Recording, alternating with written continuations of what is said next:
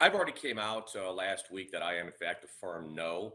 Uh, I've seen the maps; they were just released yesterday, and it just really further strengthens my opinion that this is really not the best way the state of Indiana needs to go.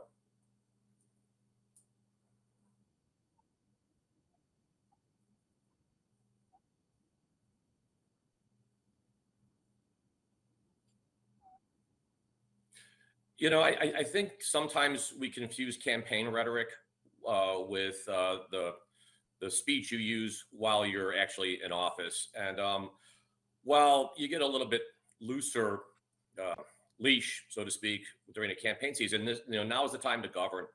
And when it seems quite clear that we're isolating a population by the loose use of a slur, at some point you have to speak out and make sure that that's known.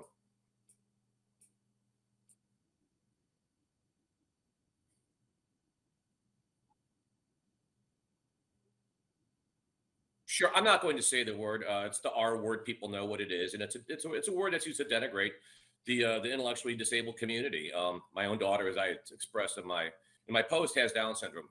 My wife works for Community Intellectual Development Center here in my district.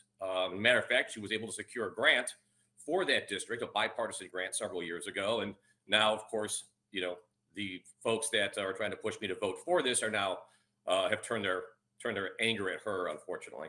But uh, it's at some point we have to stand up, and you can't validate slurs like that and rhetoric like that, because how do we expect our children to not use terms like this, to be respectful of each other when the most powerful person in the world is using them? It just goes to a matter of character, and it's somebody has to speak up. And at this point, I have the microphone.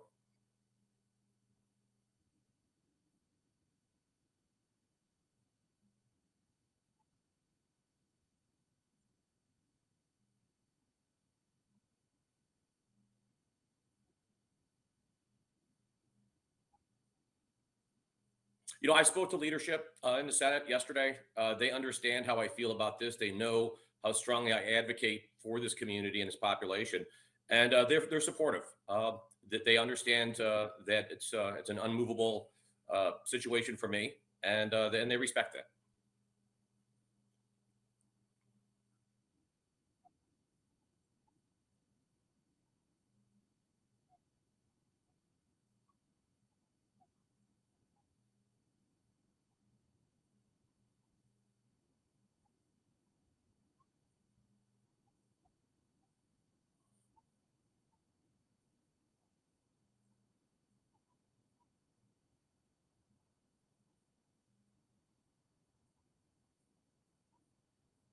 Right. To me, it's difficult to bifurcate between attitude and the demonstration of conscience and policy, especially when it's coming from a leader. And I think, to me, they merge at some point, and I think we're at that point.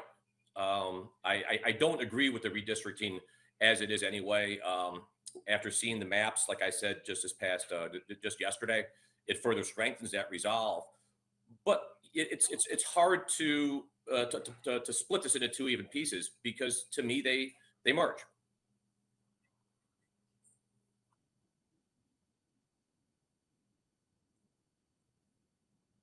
I don't know. I know it's starting in the House. They're taking it up, I believe, today in committee.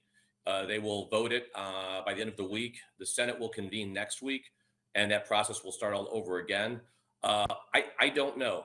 There's quite a few senators. I believe there's 9 or 10 that have already come out against it. So and we have, I think, 19 that have come out in favor of it. So there's some folks still in the middle. And it's a challenging vote. I mean, nobody wants to go against the president. Nobody wants to go against the administration. And look, we're all on the same team. We're all Americans, whether you're Republican or Democrat. We want the president to do good. We want the administration to succeed, because to not would just be foolish. You don't throw water into your own boat. So hopefully we can move past this redistricting issue and get back to the business of governing not only the state of Indiana, but the country as well.